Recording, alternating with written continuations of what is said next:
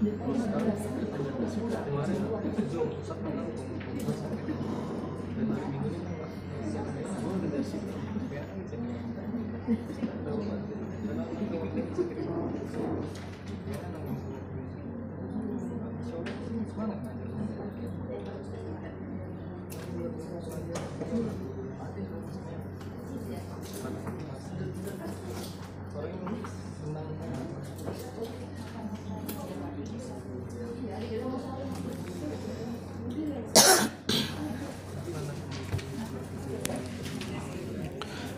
mulai.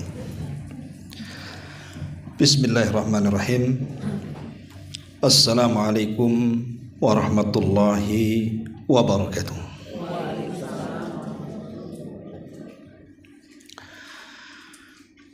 Alhamdulillah. Alhamdulillahilladzi arsala rasulahu bil huda wa dinil haq liyudhhirahu 'ala ad-dini kullihi wa kafa billahi syahida wa kafa billahi wakila. Asyhadu an la ilaha illallah wahdahu rabbil la syarika lah wa asyhadu anna Muhammadan 'abduhu wa rasuluhu alladzi la nabiyya ba'da, amma ba'du. Hadirin dan hadirat yang dimuliakan Allah Subhanahu wa taala, alhamdulillah di pagi ini kembali kita bisa duduk untuk berthalabul ilmi. Salawat dan juga salam tetap kita hadiahkan kepada Rasul kita Nabi besar Muhammad sallallahu alaihi wa ala alihi wasallam. Pembahasan di siang hari ini, karena 2 pekan lagi kita akan masuk di bulan suci Ramadan, maka pembahasan di siang hari ini kita akan membahas tentang beberapa anugerah Allah, nikmat yang sangat agung dan besar yang Allah anugerahkan kepada kita di bulan Ramadan. Apa saja anugerah-anugerah itu? Inilah yang kita akan bicarakan di siang hari ini. Ma'asyiral muslimin wal muslimat yang dimuliakan Allah Subhanahu wa taala.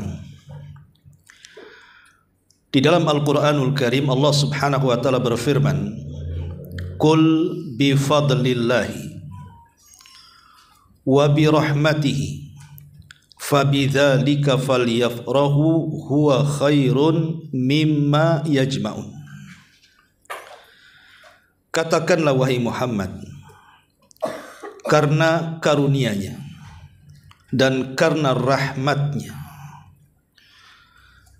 dengan sebab itu semua, maka itu lebih baik bagi kalian, maka berbahagialah. Itu lebih baik dibandingkan dunia yang kalian kumpulkan. Lah, salah satu bentuk karunia dan rahmat Allah Subhanahu wa taala kepada kita, diberikannya kepada kita waktu-waktu, tempat-tempat di mana seseorang itu bisa meraih pahala sebanyak-banyaknya. Lah, waktu itu adalah Ramadan.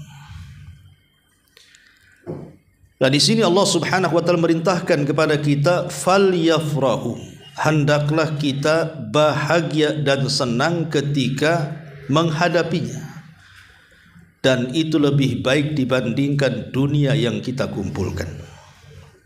Masalahnya, banyak di antara kaum muslimin yang ketika mendengar akan datangnya Ramadan malah tidak senang, malah kemudian rungsek hatinya itu. Alamak, puasa lagi katanya, lapar lagi saya katanya. Ada orang yang kemudian tidak senang dengan datangnya Ramadan, entah karena mungkin bisnisnya terhenti selama sebulan, tidak bisa jualan di siang hari lagi, atau memang dia terhalang dengan kesenangan dan kemaksiatannya. Karena di bulan Ramadan banyak tempat-tempat maksiat atau tempat-tempat hiburan terbatasi. Akhirnya kemudian dia pun tidak senang menghadapinya. Padahal Allah perintahkan di sini justru kita harus lebih senang menghadapi Ramadan dibandingkan dunia yang kita kumpulkan. Kalau mau jujur, seandainya kita ini tiba-tiba dianugerahi harta yang banyak, tentu kita senang sekali. Ada orang yang datang tiba-tiba ngasih kunci rumah umpamanya. Mau rumah enggak disuka jadi? Ya maulah. Itu senangnya sampai sujud syukur, lama sujudnya itu. Ya. Kenapa ketika mendapatkan dunia kok kita lebih senang? Tapi ketika kemudian berhadapan dengan Ramadan kok malah sempit pula hati kita. Lah inilah berarti ada masalah dengan keimanannya. Padahal Allah mengatakan falyafrahu, berbahagialah, karena di bulan Ramadan itu kesempatan mana lagi yang bisa kita raih untuk mendapatkan pahala sebanyak-banyaknya. Di zaman Nabi ada dua orang bersaudara, dua-duanya masuk Islam. Kemudian setelah masuk Islam, yang pertama dari kawannya meninggal dalam peperangan alias syahid. Dan tentu orang syahid kalau masuk surga kan direct tanpa hisab dan adab. Sementara temannya tidak mati syahid tapi mati biasa, tapi setahun setelahnya. Jadi ada sahabat namanya Talha ini bercerita, aku bermimpi melihat dua orang itu berdiri di pintu surga. Ketika kemudian keduanya dipersilahkan masuk surga, justru yang dimasukkan surga duluan adalah yang mati biasa, bukan yang mati syahid. Sehingga para sahabat ini heran mendengar mimpi itu. Maka Nabi SAW mengatakan, kenapa kalian heran? Bukankah orang yang kedua yang mati setahun setelahnya, dia diberikan usia panjang sampai mendapatkan Ramadan? Boleh jadi di bulan Ramadan dia mendapatkan Lailatul Qadar yang pahalanya sama dengan 83 tahun kurang lebih, yang seluruh waktu-waktunya dihabiskan untuk ibadah. Dari sini kita tahu bahwa kalau Allah Subhanahu wa taala memberikan usia yang panjang kepada kita sampai kita mendapatkan bulan Ramadan, maka bahagialah, karena Rasul mengatakan khairukum man tala umruhu wa hasuna amaluhu. Sebaik-baik kalian adalah yang dipanjangkan umurnya tapi diperbaiki amalannya. Karena ada orang-orang yang panjang umurnya justru dihabiskan kemaksiatan. Mendingan mana pendek umur tapi banyak amalannya dengan panjang umur tapi banyak dosanya? Ya tentu yang panjang umurnya banyak pahalanya. Nah, itu jawabannya. Yang celaka itu sudah pendek, segudang pula dosanya. Nah, itu kuadrat tuh ya. Udah pendek umur maksiat semua. Ya. Lah Ramadan, kedatangan Ramadan kepada kita itu sebenarnya sama dengan meningkatkan usia kita, nilai usia kita jadi panjang walaupun tidak panjang hakikatnya, dengan membawa pahala besar, karena akan banyak pahala-pahala yang akan didapat orang di bulan Ramadan itu. Lalu apa saja? Kita masuk yang pertama, atau ya Rahman, anugerah dari Ar-Rahman Allah Subhanahu wa taala di bulan Ramadan itu. Pertama, furidas siyamu fihi, diwajibkan puasa kepada kita. Dan puasa itu adalah sababun lin najati minal atham wa minan nar. Puasa itu penyebab terbesar kita ini selamat dari dosa-dosa dan juga diselamatkan dari api neraka. Makanya Rasul mengatakan as-siyamu junnatun wa hisnu hasinun minan nar. Puasa itu junnah, puasa itu benteng antara kita dengan kemaksiatan kepada Allah, sekaligus puasa juga benteng bagi kita antara kita dan api neraka. Di Di dalam surah Al-Baqarah ada satu ayat yang biasa kalau masuk Ramadan selalu dibincangkan para khatib, para dai saat kultum. Biasa ayat ini dibaca hampir setiap Ramadan. Saya yakin ibu bapak paham dengan ayat ini, kalau tidak terlalu, karena tiap tahun dibaca ayat ini masalahnya. Ya. Apa ayatnya? Allah mengatakan, ya ayyuhalladzina amanu, wahai orang-orang yang beriman, kutiba alaikumusiyam, diwajibkan kepada kalian berpuasa, kama kutiba alal ladzina min qablikum, sebagaimana kewajiban itu telah diwajibkan kepada umat sebelum kalian. Apa hikmahnya? La'allakum tattaqun, agar kalian menjadi hamba Allah yang bertakwa. Kita tahu bahwa puasa itu diwajibkan di kota Madinah. Makanya panggilannya ya ayyuhalladzina amanu, wahai orang-orang yang beriman. Sebab panggilan Quran sebelum Rasul hijrah itu kebanyakan menggunakan lafaz umum, ya ayyuhan nas, wahai manusia. Itulah bedanya antara Makkiyah dengan Madaniyah. Jadi kalau panggilan Makkiyah, ayat sebelum hijrah itu biasanya dengan lafaz umum, wahai manusia. Berarti manusia ini mencakup mukmin dan kafir. Tapi setelah hijrah Nabi SAW, maka panggilan Quran berbeda. Diganti yang tadinya ya ayyuhan nas menjadi ya ayyuhalladzina amanu, wahai orang-orang yang beriman. Karena kita tahu bahwa periode Madinah, akidah para sahabat itu sudah mantap.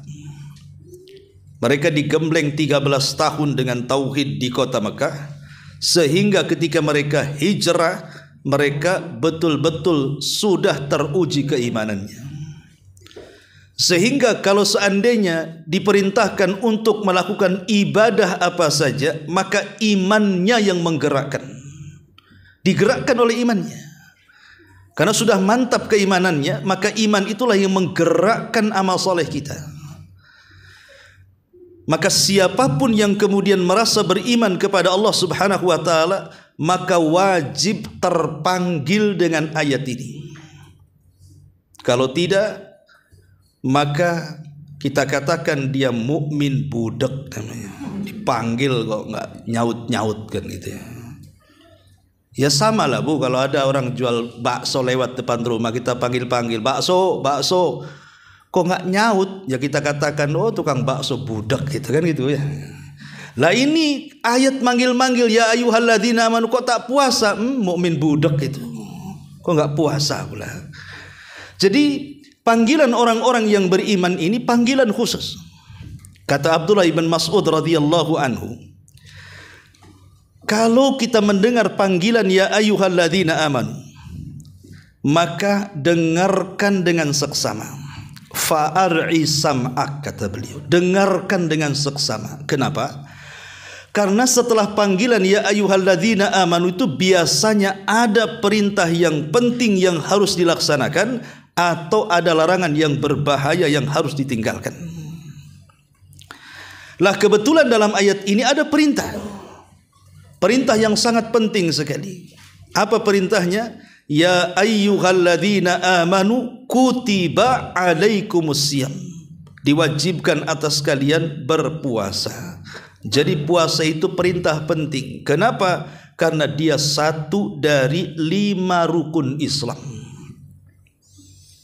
Puasa itu kan satu di antara 5 rukun Islam. Bunyal Islam ala khamsin, syahadati alla ilaha illallah, wa iqamis salati, wa ita'iz zakati, wa saumi ramadhan, wa hajjil bait in istata'a ilaihi sabila. Lah diwajibkan puasa ini bukan kepada umat Islam saja, tetapi Allah katakan kama kutiba alal ladzina min qablikum, juga diwajibkan kepada umat sebelum kita. Maksudnya di sini bukan cara puasanya, tetapi yang disamakan itu maksudnya kewajiban hukumnya. Karena masing-masing agama itu kan berbeda-beda cara-cara syariatnya, walaupun tujuannya sama, mentauhidkan Allah. Seperti umpamanya Rasul mengatakan farqu ma baina siyamina wa siyami ahlil kitab akalatas sahur. Perbedaan puasa kita dengan ahli kitab itu dimakan sahur. Kalau kita makan sahur berarti puasa kita menyelisih puasa ahli kitab. Karena ahli kitab mereka tidak sahur. Berarti beda caranya walaupun tujuannya sama. Itu makna dari kama kutiba 'alal ladzina min qablikum. Kemudian tujuannya la'allakum tattaqun. Jadi sasaran puasa itu bukan ke perut, tetapi sasaran puasa itu ke jantung hati. Karena takwa itu kan di hati. Allah tidak katakan diwajibkan atas kalian berpuasa sebagaimana diwajibkan kepada umat sebelum kalian agar kalian lapar, atau agar kalian haus, atau agar kalian merasakan susahnya orang yang lapar dan haus. Tidak, Allah tidak mengatakan seperti itu. Tapi Allah akhiri dengan mengatakan agar kalian bertakwa.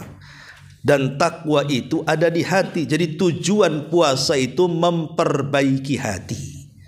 Kalau hati ini baik, maka seluruh badannya baik. Kalau hati ini tidak baik alias rusak, maka semua badannya pun akan rusak. Makanya puasa itu juga secara umumnya itu terbagi menjadi dua. Ada dua kelompok di masyarakat itu orang yang puasa itu. Ya. Kelompok yang pertama asal sah, tidak peduli dengan pahala. Kelompok yang kedua berusaha bukan hanya sah tetapi berpahala. Makanya kalau ibu bapak bertanya kepada saya, ibu sedang puasa nih, tanya Ustadz puasa saya sah atau tidak? Maka saya katakan selama ibu melaksanakan ibadah mendatangkan syarat rukunnya, insya Allah sah. Yang penting ketika puasa tahan tuh makan, tahan tuh minum, tahan tuh syahwat, sah, selesai. Tapi kalau kemudian pertanyaannya yang kedua muncul, qabul nggak Ustadz tuh? Maksudnya berpahala nggak puasa saya? Lah itu saya tak bisa jawab. Ya. Tetapi rasionalnya, kalau orang sudah mendatangkan syarat rukun dan wajib, ya insya Allah mudah-mudahan qabul. Ya. Lah ada di masyarakat itu tidak peduli dengan qabul, dia hanya peduli dengan sahnya saja. Yang penting sah, selesai. Dengan cukup menahan lapar, menahan haus, menahan syahwat, sudahlah yang penting kewajiban saya selesai. Padahal target ibadah itu bukan hanya sah, tapi target ibadah itu dapat pahala. Makanya kelompok yang kedua dia berusaha bukan hanya sah dari segi ibadah, tapi juga berpahala. Dengan cara apa? Bukan hanya sekedar menjaga syahwatnya, kemudian menjaga perutnya dari rasa lapar dan hausnya, tapi lebih daripada itu anggota badan yang lainnya ikut puasa. Matanya ya puasa, kemudian juga telinganya puasa, kemudian mulutnya puasa. Alhamdulillah, saya nggak pernah lihat ada orang gibah di sini nih. Tapi tidak tahu habis dari sini. Artinya bahwa mulut juga harus puasa, kemudian juga akal, pikiran, tangan, kaki. Lah kalau semua ikut puasa, itulah yang kemudian puasanya bukan hanya sekedar sah tapi dapat pahala. Karena ada hadis Nabi yang mengkhawatirkan seperti ini. Rasul mengatakan rubba saimin laisa lahul jaza illal ju'i wal atshi, kata Rasul. Berapa banyak orang-orang yang berpuasa itu dia tidak mendapatkan apapun kecuali hanya menahan lapar dan dahaga. Jangan sampai kita tersentuh dengan hadis ini. Tapi intinya bahwa anugerah terbesar kepada kita di bulan Ramadan adalah turunnya perintah puasa. Karena faedah orang berpuasa itu banyak sekali. Banyak sekali. Ya. Kemudian yang kedua, di antaranya juga di antara anugerah yang Allah Subhanahu wa taala anugerahkan kepada kita, maghfiratudz dzunub wal atham. Di bulan Ramadan dosa-dosa kita akan digugurkan. Sebagaimana nama daripada Ramadan itu sendiri. Kenapa bulan itu disebut Ramadan? Terdiri daripada 3 huruf ra, mim dan dhat. Ramadha yarmadhu ramadhanan. Karena arti Ramadhan yarmad itu artinya membakar. Jadi Ramadan itu artinya pembakaran. Lalu apa yang dibakar? Yang dibakar itu dosa. Makanya kalau kita lihat ibadah-ibadah di bulan Ramadan itu hampir secara keseluruhan itu menggugurkan dosa. Umpamanya Rasul mengatakan tentang puasa. Rasul katakan man shoma ramadhanan imanan wahtisaban ghufira lahu ma taqaddama min dzambi. Barang siapa yang puasa Ramadan penuh dengan iman, keyakinan dengan perintahnya dan mengharap pahalanya, Allah hapuskan tuh dosa-dosanya. Atau umpamanya ketika Rasul bicara soal salat tarawih, Rasul mengatakan man qama ramadhanan imanan wahtisaban ghufira lahu ma taqaddama min dzambi. Barang siapa yang tegak salat tarawih penuh dengan iman dan mengharap pahala Allah, maka digugurkan tuh dosa-dosanya. Atau ketika Rasul berbicara tentang menghidupkan malam Lailatul Qadar, Rasul katakan man qama lailata qadrin imanan wahtisaban ghufira lahu ma taqaddama min dzambi. Barang siapa yang menghidupkan malam-malam Lailatul Qadar, yakin dengan pahalanya, yakin dengan perintahnya, mengharap pahalanya, maka Allah akan gugurkan dosa-dosanya. Seolah-olah kalau kita melihat 3 hadis ini, 24 jam Ramadan itu isinya hanya penghapusan dosa. Karena kan puasa siang hari, tarawih malam hari, Lailatul Qadar malam hari, sehingga seolah-olah siang dan malam itu di bulan Ramadan tempat gugurnya dosa. Dan ini anugerah, ya. 24 jam setiap harinya digugurkan dosa kita coba. Dengan puasa dan tarawih itu anugerah terbesar luar biasa. Padahal boleh jadi mungkin setahun kita ini banyak melakukan dosa. Bahkan boleh jadi ada sebagian saudara kita yang baru hijrah tahun ini. Mungkin dia 40 tahun tidak pernah sholat, tidak pernah puasa, tidak pernah ibadah. Kemudian datang hidayah, taubat dia. Ya. Bisa saja tuh bertobat kepada Allah Subhanahu wa taala, kemudian dia mulai sholat, mulai puasa, mulai ibadah yang lainnya, walaupun secara hukum hitungan dagang itu belum balance, itu belum kembali modalnya kan, dosanya kebanyakan, pahalanya baru sedikit, cuman mau balik modal tuh. Tetapi kan Allah menyediakan waktu-waktu di mana waktu-waktu ini terkadang bisa menebus dosa yang sudah kita lakukan bertahun-tahun. Contoh umpamanya dengan adanya malam Lailatul Qadar, di mana orang yang mendapatkan malam itu akan mendapatkan 83 tahun pahala orang beribadah kan. Padahal usia kita saja tidak sampai 80 tahun. Ya. Tapi jangan kemudian kita kias dengan tabungan yang ada di rekening. Ah, saya sudah mendapatkan Lailatul Qadar nih katanya, berarti sudah mendapatkan 83 tahun. Ah, pray dululah ibadah habis Ramadan, masih punya stok semuanya kan. Enggak begitu juga, karena kita tidak tahu kematian kita kapan. Tapi yang jelas bahwa anugerah terbesar di bulan Ramadan yang kedua, dihapuskannya dosa-dosa. Kemudian yang ketiga, anugerah Allah Subhanahu wa ta'ala di bulan Ramadan adalah masyru'iyatul qiyam, disyariatkannya salat tarawih, disyariatkannya salat tarawih. Dan alhamdulillah masyarakat kita ini masih banyak yang sadar gitu. Kalau datang bulan Ramadan tidak ada masjid, tidak ada musola, sampai ke tempat sendal loh, jadi tempat sholat, saking banyaknya. Tapi bertahan hanya seminggu saja. Biasanya ada masuk dari teras ke dalam masjid tuh. Nanti minggu terakhir ya tinggal berapa sab saja, karena sibuk pindah ke mal persiapan lebaran. Itu yang banyak. Tapi kan kita lihat kesadaran orang tarawih di bulan Ramadan itu luar biasa kan? Luar biasa. Ya, apalagi di kampung-kampung tuh, sampai aminnya jerit-jerit tuh, ya kan? Tapi di sini menunjukkan bahwa masih adalah kesadaran bahwa ini anugerah yang sangat indah, yang orang tidak pernah tahajud loh selama setahun, dia bisa tahajud akhirnya. Kan tarawih kan tahajud yang diawalkan, salat malam yang diawalkan itulah tarawih. Sepanjang setahun kita tidak pernah tahajud, Masya Allah datang Ramadan bisa pula kita salat malam. Karena Rasul mengatakan syaraful mu'min qiyamuhu bil laili. Kemuliaan seorang mukmin itu karena dia bisa menegakkan salat malam. Ini anugerah yang ketiga, salat tarawih. Bahkan barang siapa yang salat kemudian Rasul mengatakan man qama ma'al imam hatta yansarifa kutiba lahu qiyamul lailatin. Barang siapa yang salat bersama imam tarawih, kita tidak berpaling sampai imam berpaling, maka kita dicatat menghidupkan malam dengan salat malam 1 malam suntuk. Asal syaratnya apa?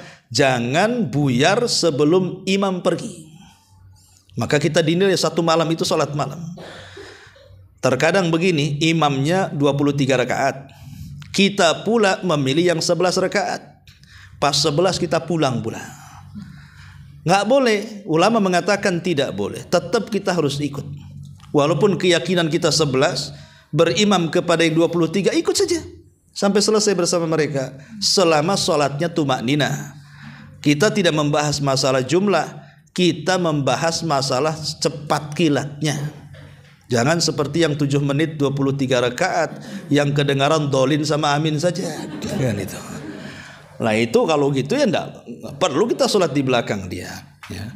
Ini yang harus dipahami. Kemudian yang keempat, dari anugerah Allah terbesar kepada kita di bulan Ramadan adalah wujud Lailatul Qadri. Adanya Lailatul Qadar. Dan kita tahu bahwa malam Lailatul Qadar adalah malam terindah dalam setahun bagi seorang mukmin. Karena di malam itu Allah sedang mendaur ulang takdir kita. Di malam itu Allah perintahkan para malaikat yang ada di langit turun semua ke bumi. Sampai Imam Ibnu Katsir ketika mentafsirkan Lailatul Qadar itu, surah Lailatul Qadar, sampai kepada ayat tanazzalul malaika, malaikat turun. Apa kata Imam Ibnu Katsir menukilkan sabda Rasul bahwa adadul malaikati ka'adadil hasai fil ardi. Jumlah malaikat yang turun itu sejumlah kerikil yang ada di bumi.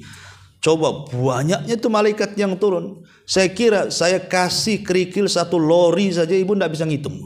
Gimana cara ngitungnya satu-satu? Lah ini sebanyak yang ada di bumi, siapa yang bisa ngitung tuh? Lah malaikat itu sebanyak itu turun semua ke bumi. Makanya disebut Lailatul Qadar itu, ada yang mentafsirkan Qadar itu sempit artinya. Malam yang penuh dengan kesempitan karena berdesak-desakannya malaikat jadi sempit. Ya. Jadi itulah malam, belum lagi kemudian di malam itu kita dicatat ibadah kita sama dengan 83 tahun lebih menghabiskan waktu kita untuk beribadah. Dan sebagian ulama atau jumhur mayoritas para ulama mengatakan bahwa Lailatul Qadar itu terjadi di 10 akhir bulan Ramadan. Lebih tepat lagi di tanggal-tanggal ganjil antara 21, 23, 25, 27 dan 29. Tapi kata para ulama, kalau ingin mendapatkan Lailatul Qadar, cari dari permulaan Ramadan. Kalau ingin mendapatkan malam Lailatul Qadar, carilah malam itu dimulai dari awal Ramadan dan terus istiqomah sampai akhir Ramadan. Maka kita pasti akan mendapatkan Lailatul Qadar. Jangan menggunakan ilmu teropong ya. Karena kalau sudah pakai ilmu teropong, nanti tanggal 20 hilang dari masjid, 21 nongol ya. Kenapa kemarin tak datang? Iyalah kemarin kan tanggal genap katanya. Nah itu dalilnya. Nah, kok sekarang rajin? Tanggal ganjil. Nah gitu. Dia tidak tahu kalau puasa di negeri kita itu ada yang mendahului, ada yang mengakhiri. Pemerintah umpamanya kan, dia Jumat umpamanya, nanti ormas tertentu Sabtu gitu. Ini yang ganjil yang mana satu nih ya. Intinya bahwa jangan pakai ilmu teropong. Nanti 24-nya ngilang lagi, 25 muncul lagi ya. Ini mah puasa Daud namanya ya. Kadang datang kadang enggak kan gitu. Jadi enggak akan dapat kalau pakai ilmu teropong itu. Pokoknya 10 akhir Ramadan hidupkan saja. Karena kita tidak tahu antara yang genap dengan yang ganjil itu yang mana satu. Maka Lailatul Qadar ini adalah anugerah terbesar yang Allah anugerahkan kepada kita. Kemudian yang selanjutnya juga, Di antara anugerah adalah sabda Nabi sallallahu alaihi wasallam. Kata Nabi sallallahu alaihi wasallam, "Idza kana awwalu lailati min syahri Ramadan." Apabila datang di permulaan di bulan Ramadan, tanggal 1 Ramadan. Sufidatis syayatin, maka setan-setan akan diikat dan dibelenggu. Wa maradatul jin, dan jin-jin yang jahat. Wa ghulliqat abwabun nar, kemudian akan ditutup pintu-pintu neraka itu. Falam yuftah min hababun, tidak ada satu pintu neraka pun yang dibuka. Wa futihat abwabul jannah, falam yughlaq min hababun, dan akan dibukakan pintu-pintu sorga dan tidak akan ditutup selama Ramadan.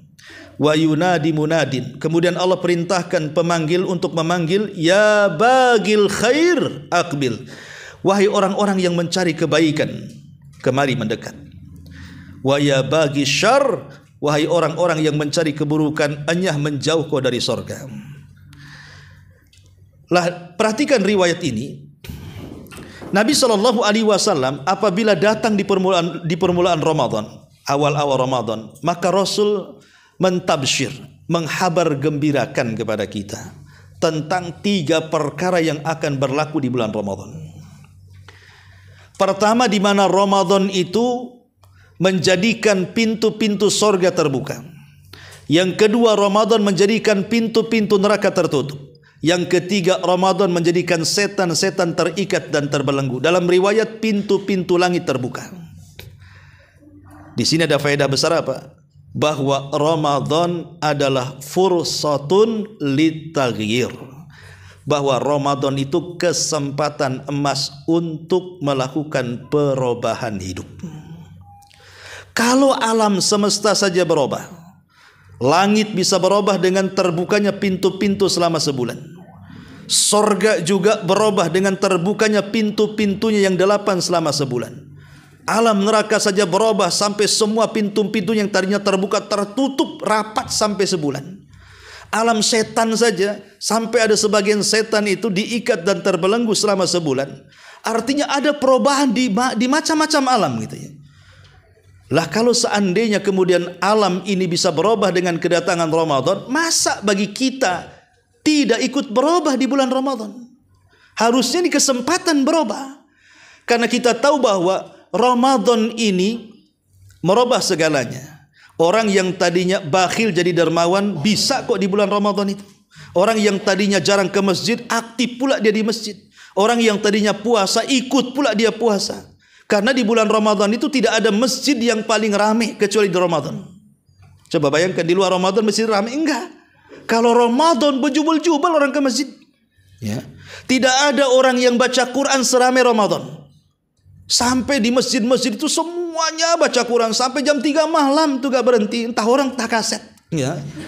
Tapi yang jelas bahwa Quran itu dibaca tuh di bulan Ramadan. Bahkan orang yang bakhil loh, nggak mau sedekah, kantar iftar dia ke masjid-masjid itu. Bahkan sekarang ada trending di jalan-jalan sekarang ini pindah, ada orang lewat berhentiin, sangka mau jualan, rupanya ngasih. Ya. Jadi luar biasa loh. Ini kan kesempatan kalau perubahan yang terjadi di Ramadan itu dipertahankan sampai setelah Ramadan, kan luar biasa. Artinya tarbiyah 1 bulan itu untuk setahun yang akan datang. Berapa banyak orang-orang yang membuka aurat di bulan Ramadan, dia tutup auratnya. Oke lah pakai jilbab layangan, jilbab layangan. Tapi jangan pula habis Ramadan terbang pula jilbabnya. Ya. Nah, tapi di sini kita tahu bahwa Ramadan itu fursah sebenarnya. Jadi sebuah kesempatan untuk berubah. Yang merokok saja bisa dia tak merokok. Coba kalau diteruskan. Ya. Yang tukang rumpi, tukang gibah lu ya, berhenti di bulan Ramadan. Tak tahu kalau habis maghrib ya. Tapi kan selama puasa itu tidak ada orang rumpi itu. Sekarang rumpinya pakai handphone saja, hanya barhok kan. Lah dari sini kita tahu bahwa dengan perubahan alam semesta, mulai dari langit, sorga, neraka dan alam jin yang berubah karena kedatangan Ramadan, mestinya jadi pelajaran juga fursatun litaghyir. Ini kesempatan kita juga merubah diri. Dan ini anugerah yang Allah Azza wa Jalla berikan kepada kita. Lah dalam hadis ini ada 3 anugerah sekaligus. Pertama, dibuka pintu sorga. Sebagian syurah hadis mengatakan, apa yang dimaksud dibuka pintu sorga? Ada yang mengatakan ya ala hakikatihi, betul-betul dibuka ya dibuka. Karena sorga itu punya pintu gitu. Artinya betul-betul semua dari semua pintu-pintu sorga itu dibuka. Dari pintu sedekahnya, pintu hajinya, pintu royannya, pintu sholatnya, semua dibuka. Tidak ada yang ditutup selama Ramadan. Tapi ada yang memaknai maksudnya bukan makna hakiki tapi makna majaz. Artinya bukan ditutup yang dibuka yang sesungguhnya. Maksudnya karena Ramadan itu rangsangan orang berbuat baik lebih mudah dibandingkan di luar Ramadan. Ya tadi saya katakan orang yang baca Quran lebih banyak, orang yang datang ke masjid lebih banyak, orang yang sedekah lebih banyak, orang yang tobat lebih banyak. Karena apa? Karena pintu sorga dibuka. Kemudian yang kedua, pintu neraka ditutup. Bahkan lebih rapat lagi ditutupnya. Ya ada yang mengatakan makna secara hakikatnya memang neraka punya pintu, cuman kan pintunya kurang satu. Kalau Ramadan sorga itu 8, kalau neraka kan 7 gitu ya. Tapi 7-7-nya ditutup. Tapi ada juga yang memaknai majaz, maksudnya bukan pintu neraka yang ditutup, maksudnya karena bagi ahli maksiat di bulan Ramadan itu mereka disempitkan, tidak leluasa untuk maksiat. Ya, kan lihat di negeri-negeri Islam itu kadang-kadang ada peraturan diskotik libur selama Ramadan. Alhamdulillah kan. Tempat lokalisasi libur selama Ramadan. Bahkan penjual-penjual kaki lima saja tidak boleh berjualan kecuali pakai tabir. Ya, yang kelihatan itu kaki kursi ke bawah, yang ke atas tak kelihatan gitu ya. Nanti kita nengok ke bawah bukannya kaki kursi saja, kaki orang pun ada di situ. Rupanya lewat belakang kan. Intinya bahwa agak sempitlah maksiat itu. Itulah yang dimaksud pintu neraka itu ditutup. Adapun setan diikat, ya ada juga yang mentafsirkan betul-betul diikat. Tapi siapa yang mengikatnya? Ya, ada yang mengatakan tidak semua setan diikat. Yang diikat itu berdasarkan riwayat ini artinya marodahnya.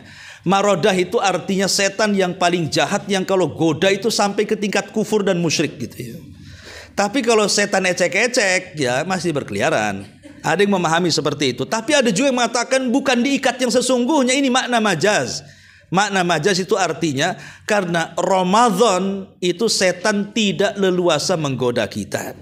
Kalau kita punya musuh, ada 2 orang, yang satu diikat di tiang, yang satu berkeliaran. Kira-kira mengalahkan musuh yang terikat dengan yang berkeliaran mudah yang mana? Mudah yang diikat lah, tinggal dipentungi saja dia nggak bisa melawan. Namanya diikat. Lah yang berkeliaran ini kan susah, dia sama-sama lepas ikatannya.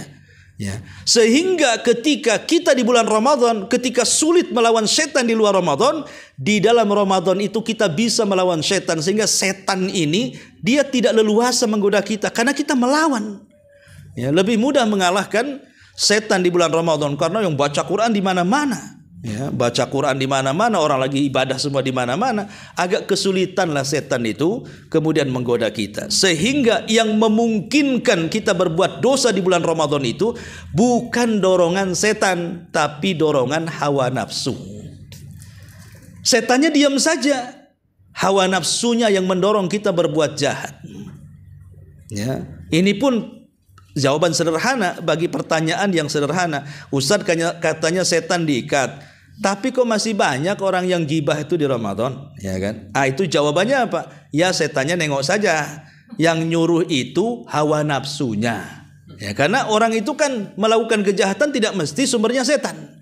Bisa saja hawa nafsu yang kemudian berusaha untuk memerintahkan kepada keburukan. Inna nafsa la ammaratum bisu.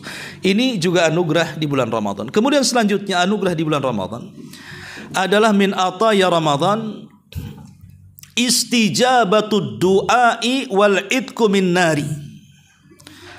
Dikabulkannya doa-doa kita selama Ramadan, bahkan dijauhkan atau dibebaskannya kita dari api neraka.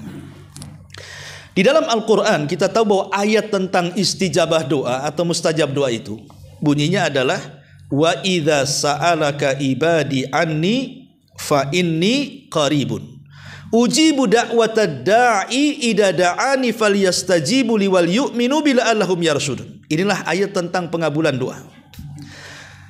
Apabila hamba-hambaku yang Muhammad bertanya kepadaku, bertanya soal diriku, katakan aku dekat.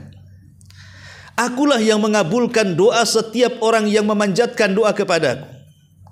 Oleh karena itulah maka suruhlah mereka beriman kepadaku agar mereka mendapatkan petunjuk. Ayat tentang pengabulan doa dan tentang kedekatan Allah dengan hambanya itu terletak di surah Al-Baqarah. Jadi ayat ini wa idza sa'alaka ibadi ini kan terletak di surah Al-Baqarah. Dan kita tahu bahwa ayat ini diletakkan di antara dua ayat yang bicara soal Ramadan. Jadi ayat tentang pengabulan doa itu diselipkan di ayat-ayat Ramadan sama Allah.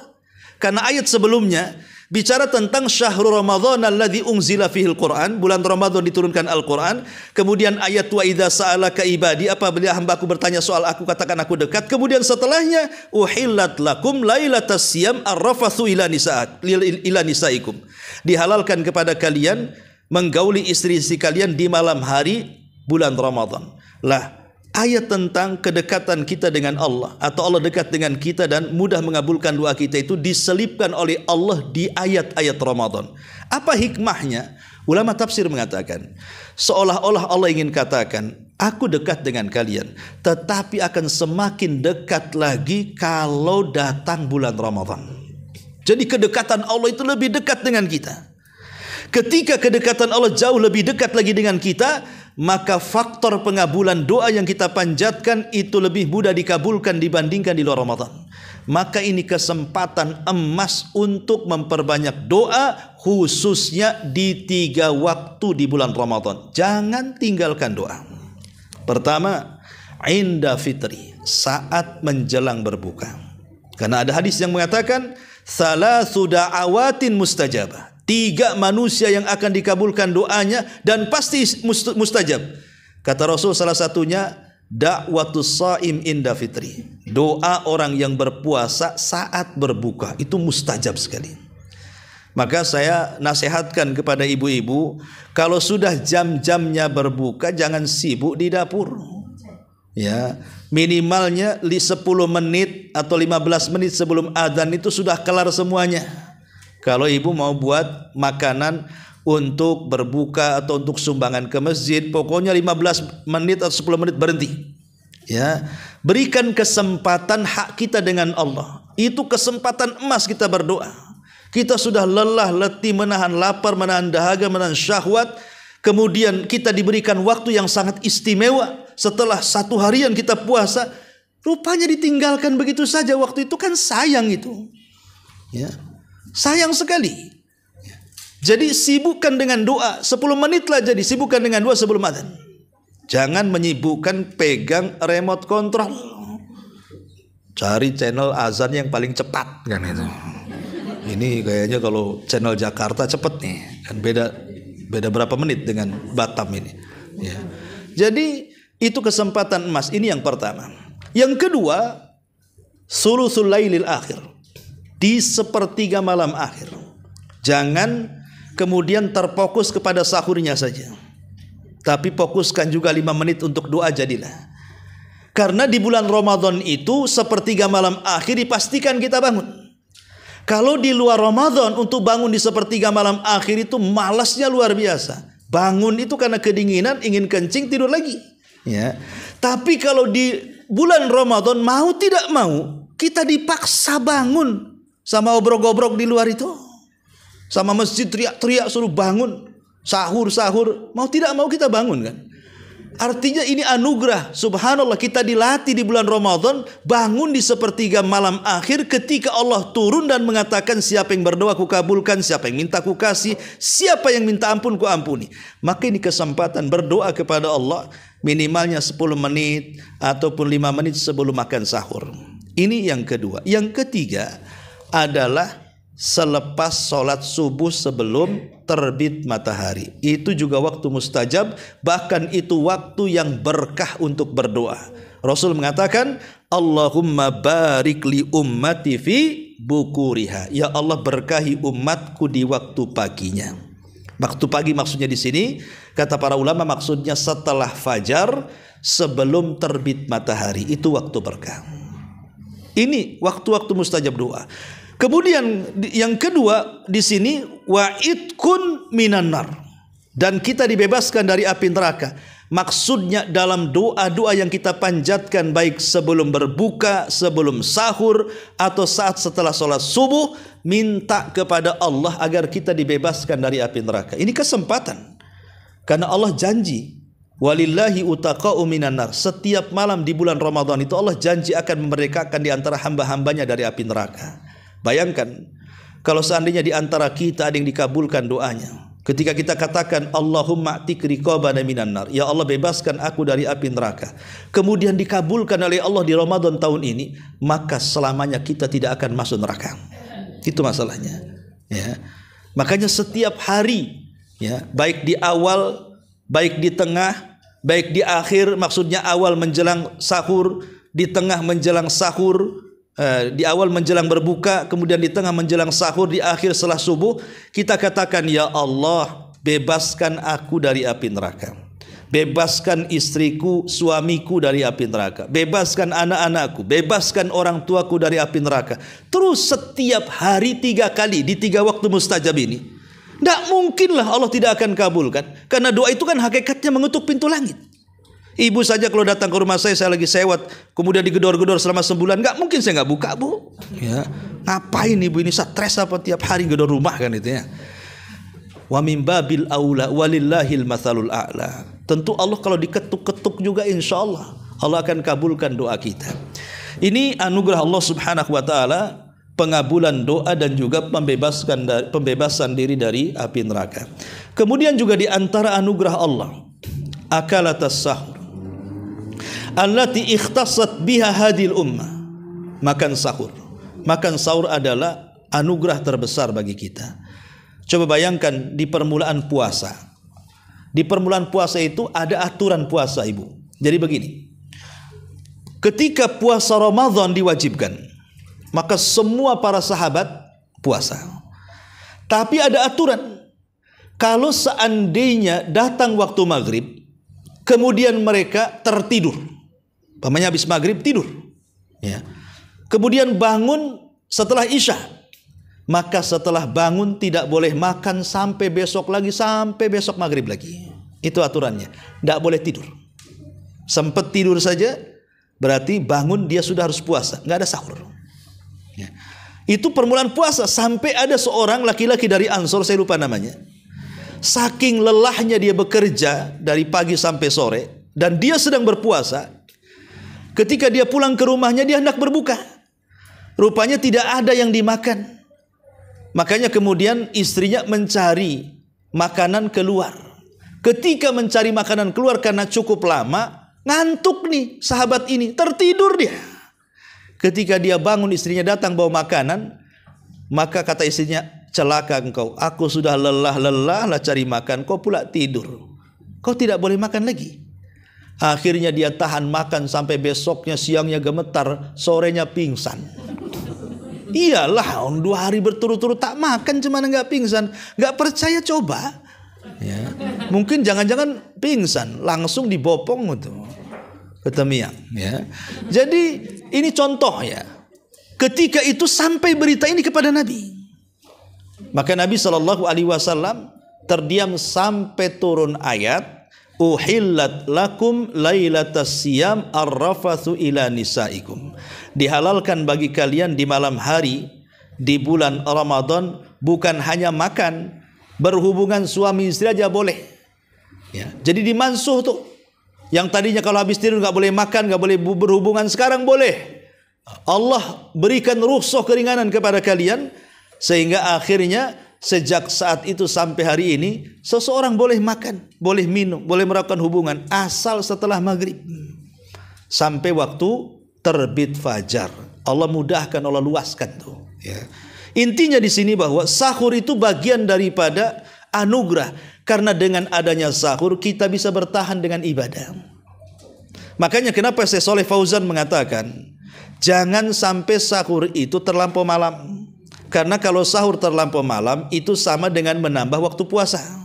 Pamannya sahur jam 2, berhenti jam 3, berarti puasa dari jam 3 sampai maghrib. Itu kan nambah jam namanya, ya. Tentu jam 8 sudah lapar jadinya, ya. Tapi kalau sahurnya mengikuti ala Nabi 50 ayat, andai kata kita membaca 50 ayat, berapalah waktunya? Anggaplah 20 menit. Kalau kita baca 50 ayat dengan tartil, berarti sahurlah 20 menit atau 30 menit sebelum azan. Jadi kalau selesai sahur, ya, selesai sahur anggaplah makan 20 menit, ada 10 menit lagi ke azan subuh, kita bisa gunakan untuk minum, kita bisa gunakan untuk menunggu waktu sholat, kan itu. Artinya pas waktu start puasanya tuh. Kita tidak nambah jam dalam puasa sehingga kita bisa kelar, bisa kuat tuh badannya. Tapi kalau seandainya puasanya malam-malam, ya, apalagi ada yang menjamak, ya, sahur dengan bukanya itu jadi satu, kan ada tubuhnya. Karena ada orang-orang yang puasa itu kayak puasa dendaman itu. Awas, aku siang tak apa-apa lapar, nanti maghrib. Dia kadang ngancam maghrib gitu. Apa-apa aku mati-matian lapar, tapi nanti maghrib. Sehingga akhirnya ada orang-orang itu yang siang hari mati-matian menahan lapar, malam hari mati-matian kekenyangan. Kan ada tuh orang kayak gitu tuh. Ya. Karena apa? Karena makanan yang dibeli di pasar kaget yang ada di meja, kan semuanya ada di meja tuh Bu, itu pindah ke perut semua tuh. Ya. Lah itu kan jadinya kan lemes jadinya. Bawaannya ngantuk saja kan, isya ngantuk, taraweh ngoap, kan susah jadinya. Akhirnya yang dibaca imam disalahkan, dasar kepanjangan, dia ngantuk kok. Kalau dia nggak ngantuk kan dia bisa tuh. Akhirnya tidak mau sholat, cari pula imam yang paling cepat, yang 7 menit yang ada dolinnya tadi. Ya. Lah ini kan contoh saja bahwa sahur ini anugerah sebenarnya. Makanya dipisah. Ya kalau bisa sahur itu makan, jangan dikenyangkan malamnya. Sehingga nanti kan sahur bisa minum saja kan itu. Bukan, nanti akan memadorotkan ketika siangnya. Kita lemas badannya sehingga mau baca Quran malas jadinya. Mau zikir malas, mau ini malas. Karena apa? Kurang tenaga. Nah inilah anugerah kepada kita dalam Ramadan adalah akalatus sahur. Apalagi makan sahur adalah berkah karena menyelisihi ahli kitab. Kemudian juga di antara anugerah Allah Azza wa Jalla di bulan Ramadan adalah mudarasatul Quran, di mana kita diperintahkan atau dianjurkan di bulan Ramadan untuk memakmurkan Al-Quran. Dahulu bulan Ramadan tidak dikenal oleh masyarakat jahiliyah. Apa itu Ramadan? Masyarakat jahiliyah nggak kenal Ramadan.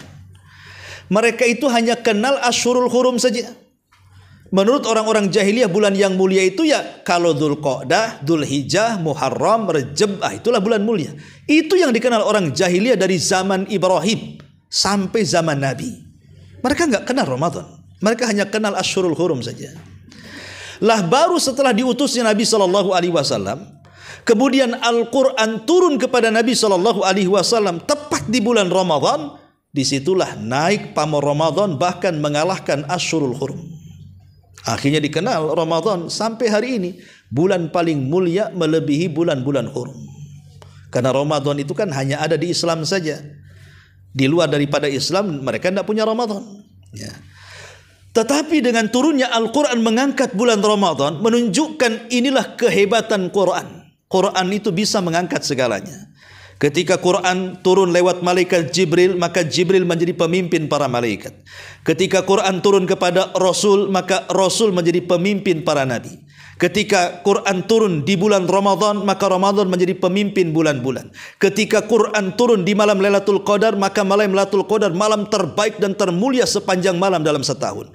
Ketika Quran turun di kota Mekah, maka Mekah menjadi bumi yang mulia. Ketika turun di kota Madinah, maka Madinah menjadi tempat yang paling mulia sampai disebut Haramaini, dua tanah suci, karena tempat turunnya Quran. Lah ketika Quran turun kepada umat Islam dan tidak turun kepada umat selain Islam, maka Allah katakan kuntum khaira ummah, kalian sebaik-baik umat. Ketika Al-Quran menjadi dasar bagi agama Islam, maka tidak ada agama yang lebih baik di permukaan bumi melebihi Islam. Inna dina indallahil Islam. Bayangkan kalau Quran mengangkat segalanya, dan Quran itu terpatri dalam dada kita, terucapkan lewat lisan kita, kemudian terarahkan lewat perbuatan kita, maka Rasul mengatakan khairukum man ta'allamal Qur'ana wa 'allamahu. Sebaik-baik kalian adalah orang yang belajar Al-Qur'an dan mengajarkannya. Karena Quran itu memuliakan segalanya. Contoh kertas. Kertas itu bisa ditulis jadi koran, bisa ditulis jadi majalah, bisa ditulis jadi buku tulis sekolahan. Tapi kalau kertas itu dituliskan Al-Quran, itu akan beda nilainya. Ada nih kertas, tulisannya Quran, tercecer di tembok. Mana berani orang nginjak, nyapu, nggak berani. Pasti diambil, diletakkan di tempat yang layak kan.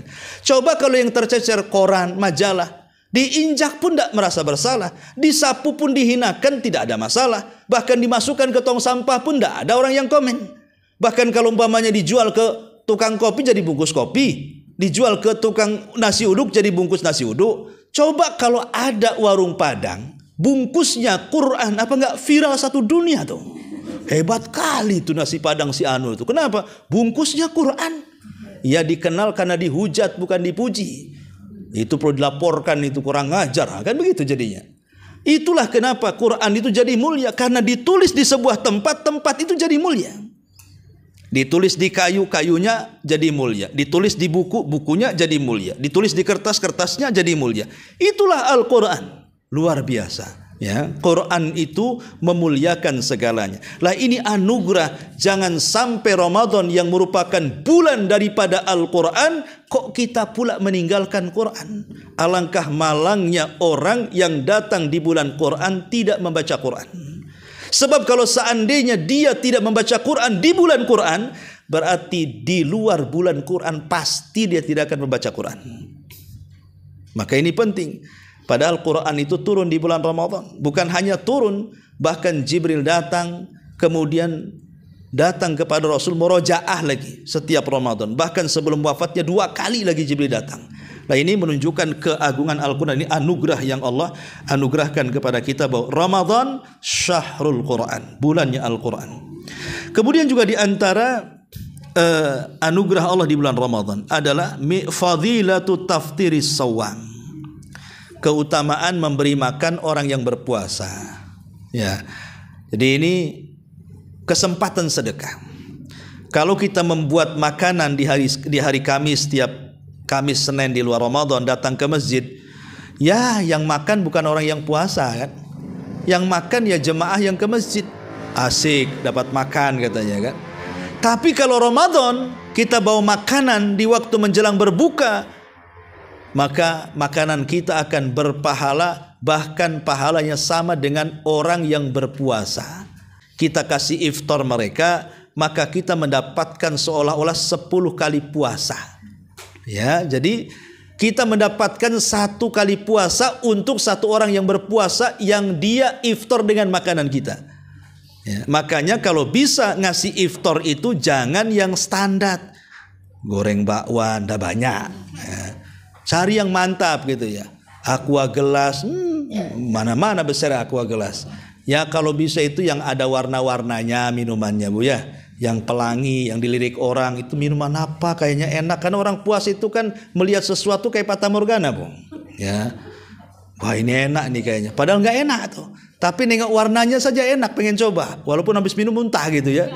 Tapi memang orang puasa membawanya seperti itu tuh. Kalau bisa itu cari perhatian orang yang berpuasa. Ya, cari yang enak-enak, yang nggak pernah orang ngasih ibu kasih. Biasanya gorengan ibu kasih ke buli Arab pemanya kan. Wah pasti orang berebut tuh. Ya, supaya kan intinya kita menjadikan orang puasa itu makan dari makanan kita. Ya jangan asal-asalan gitu. Nanti malah kemudian nggak dimakan. Nah ini yang harus dipahami, bahwa orang yang memberi makan orang puasa itu mendapatkan pahala orang yang sedang berpuasa tanpa mengurangi pahala dia sedikit pun. Kemudian juga di antara ataya Rahman, anugerah Allah di bulan Ramadan, ada beberapa orang yang memang diringankan untuk tidak puasa. Sebagiannya qadha, sebagiannya fidyah. Ya. Contoh umpamanya orang yang sedang haid dan nifas, nggak perlu puasa. Puasa pun tidak sah. Itu keringanan. Tapi harus di qadha kalau sudah di luar Ramadan.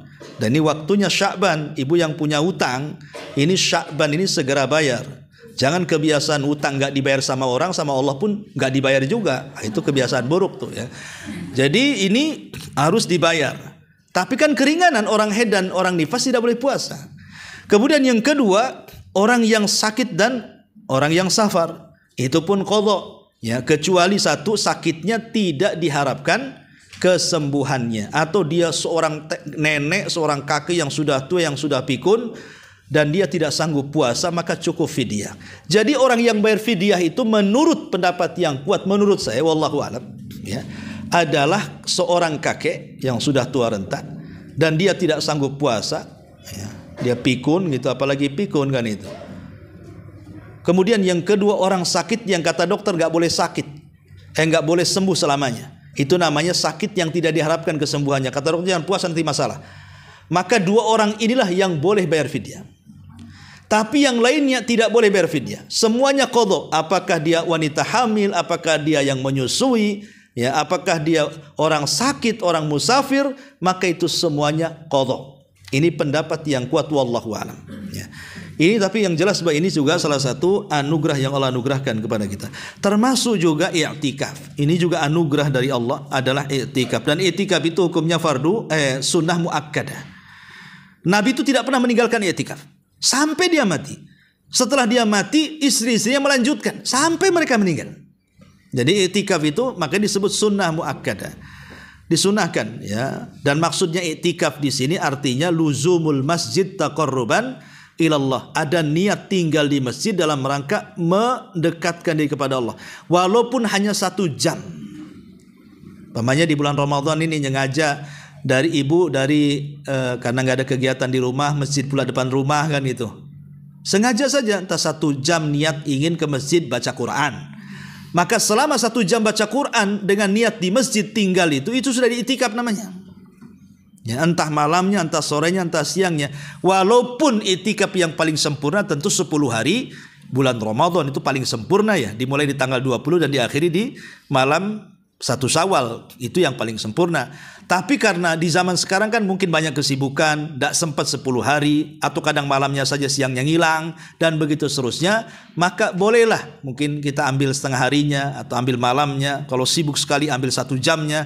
Intinya bahwa itikaf itu kita berniat tinggal di masjid beberapa waktu dalam rangka beribadah kepada Allah Subhanahu wa taala. Kemudian juga di antara hikmah ataupun ataya Ramadan, ya, anugerah bulan Ramadan. Bulan Ramadan ini syahrul al-intisar. Itu bulan kita mendapatkan kemenangan, ya. Kita tahu bahwa musuh kita itu ada 3. Pertama syaitan, yang kedua hawa nafsu, yang ketiga orang kafir yang menyerang Islam. Itulah musuh kita di dunia. Pertama setan, dan itu mbahnya, ya. Itu biangnya itu setan tuh, iblis, ya. Kemudian yang kedua hawa nafsu, yang ketiga orang kafir yang menyerang Islam. Lah 3 macam musuh ini insya Allah kalau kita mau memakmurkan Ramadan dengan benar, kita bisa melawan 3-tiganya. Pertama setan. Tadi saya sudah singgung, setan diikat di bulan Ramadan sehingga musuh yang terikat lebih mudah dilawan. Apalagi kemudian kita sholat malam harinya, ya, kemudian juga membaca Quran, dan setan tidak suka dengan Quran. Kemudian puasa di siang harinya, sementara setan masuk ke jalan darah kita. Dengan puasa kita melemahkan jalan darah sehingga lemah pula dia di dalam darah tersebut, dan kita bisa menundukkan setan, ya. Ini yang pertama. Yang kedua syahwat yang diciptakan dari hawa nafsu. Jadi kita bisa melindungi hawa nafsu, menekan hawa nafsu. Kalau menghilangkan mustahil, ya. Karena hawa nafsu itu kan tempatnya di jantung. Jadi kalau ibu mau menghilangkan hawa nafsu, operasi jantung, buang jantungnya, ganti jantung pisang. Nah itu baru hilang hawa nafsunya, ya. Cari jantung pisang, ganti. Nah, nanti keluar pisang dari mulutnya tuh. Intinya bahwa mustahil hawa nafsu itu dihilangkan. Yang bisa hanya ditekan. Dan Imam Ibnul Qayyim mengatakan bahwa puncak dari hawa nafsu itu adalah lahirnya syahwat. Dan syahwat itu puncaknya di 4 tempat. Pertama, fudhulut ta'am wasyarab, berlebihan makan dan minum. Yang kedua, fudhulul kalami, berlebihan dalam bicara. Yang ketiga, fudhulun naumi, berlebihan dalam tidur. Yang keempat, fudhul mukhalatatin nas, berlebihan di dalam berteman, bergaul, main, dan begitu seterusnya. Ini puncak dari syahwat. Lah 4-empatnya bisa kita lawan dengan puasa.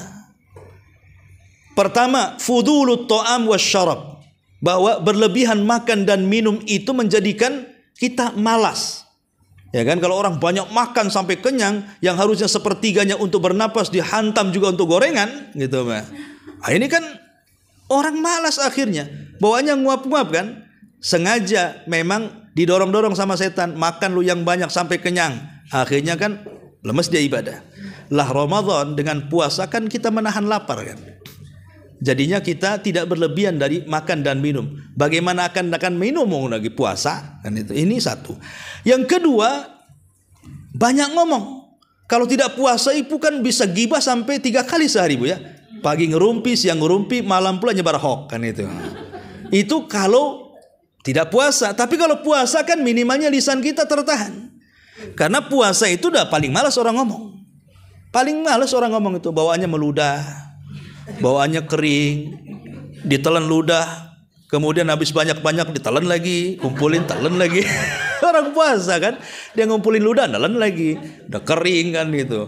Ya. Nanti kalau sudah agak sore kena angin mereng, karena apa? Lemas katanya.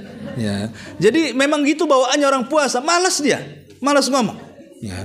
Minimalnya berhentilah itu orang-orang rumpi itu. Kemudian juga orang yang puasa itu lapar, dan biasanya orang lapar itu susah tidur. Makanya ada istilah, saya ini kalau malam gak bisa tidur Pak Ustadz. Kenapa? Harus makan katanya. Kalau gak makan gak bisa tidur.